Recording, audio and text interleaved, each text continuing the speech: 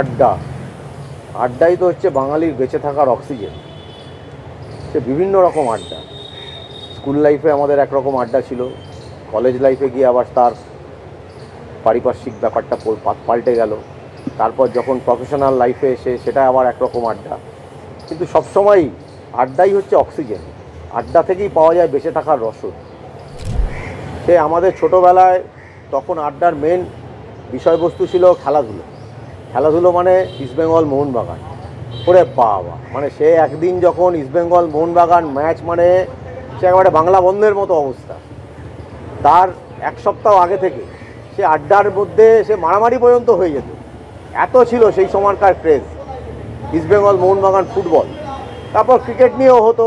সেই সময় আমাদের গাভাস্কার ইডেন গার্ডেন্সে একটা টেস্ট ম্যাচ, মানে এখন তো প্রতিদিন ক্রিকেট খেলা হচ্ছে, ক্রিকেটের সেই কি বলবো চার্মটাই নেই। কিন্তু আমাদের সময় বছরে আমাদের ছোটোবেলায় ইডেন গার্ডেন্সে বছরে একটা টেস্ট ম্যাচ হতো।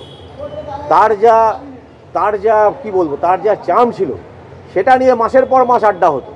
গাভাস্কার কি রান পাবে, ম্যালকম মার্শাল কি ফার্স্ট বলে আউট করতে পারবে, এইসব সব তখনকার দিনে, মানে এইসব এখন ভাবাই যায় না। এই আজকাল এই আইপিএলের যুগে এই ওইসব জিনিস, এই গাভাস্কারের আউট, সেটা নিয়েই দিনের পর দিন চায়ের পর চা, চায়ের কাপের পর চায়ের কাপ শেষ হয়ে যাচ্ছে। যে গাভাস্কার যদি একটু ব্যাটটা যদি আরেকটু আগে যেত, তাহলে হয়তো খোঁচাটা স্লিপে না গিয়ে হয়তো ক্যাচটা পড়ে যেত। এই নিয়ে সব, মানে সবাই তো বিশেষজ্ঞ আর। তো এরকম মজার কত ঘটনা, আড্ডা।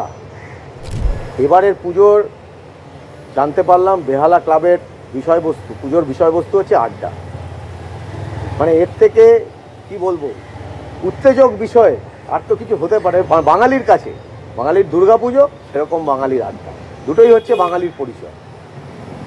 দারুণ একটা বিষয় বেহালা ক্লাব সিলেক্ট করেছে।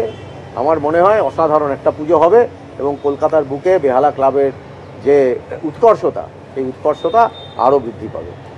তো বেহালা ক্লাবের জন্যে শারদীয়ার আগাম শুভেচ্ছা।